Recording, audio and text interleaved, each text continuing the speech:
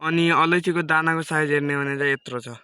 हे guys welcome back to my short blog. मेरो नाम रविन्द्र साउथ। अहिले चाहिँ म छु मेरो घरको छतमा। बिहानीको समय छ, देख्न सक्नुहुन्छ। मौसम चाहिँ एकदम बब्बाल छ। अनि अहिले चाहिँ म चाहिँ यो अलैँचीलाई चाहिँ अहिले निकालिरहेको छु। देख्न सक्नुहुन्छ अलैँची चाहिँ यस्तो हुन्छ भित्रको चाहिँ। यो चाहिँ पुरै घाँससँग नै हो। यसलाई निकाल्ने सजिलो तरिका, यसलाई ट्याक्क यसमा हात राख्यो अनि फ्याट फ्याट यो आयो जस्तै। अनि यो यसरी नै हो यसलाई निकाल्ने, फटाफट। ओ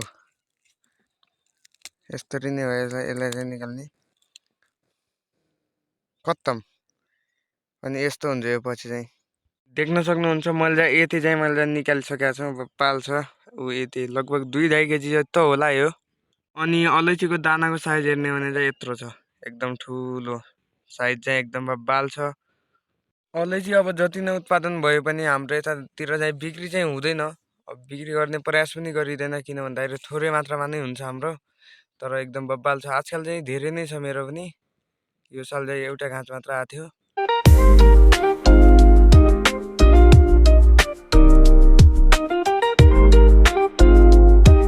अलैँचीको भित्र चाहिँ यस्तो हुन्छ दानाहरू, एकदम मजाको हुन्छ यो दानाहरू चाहिँ। खतरा हुन्छ, खानु चाहिँ एकदम मजा आउँछ, मिठो मिठो हुन्छ यो भित्रको दानाहरू। फेरि अर्को कुरा, मसँग अलैँची मात्र होइन, कागतीहरू पनि मसँग टन्नै नै छ। म तपाईँहरूलाई देखाउँछु। जति नै अलैँची बब्बाल छ त्यति नै देख्न सक्नुहुन्छ मेरो कागती पनि एकदम बब्बाल छ। कागतीको कुरा गर्ने हो भने मसँग एक बोट मात्र होइन, मसँग त्यही 500-600 बोटहरू छन्। अनि कोही आउने प्रक्रियामा छन् भने कोही आइसकेका छन्।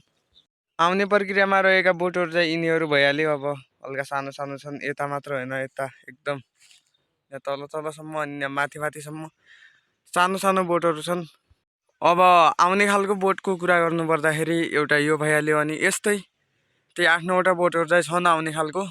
अलैँचीलाई चाहिँ सुकाउन मात्र जरुरी छैन, यसलाई ढाक्न पनि जरुरी छ। किन भन्दाखेरि अब कागहरूले चाहिँ यसलाई टपाटप टिपेर लैजान्छ सुकाउन हालेकोलाई।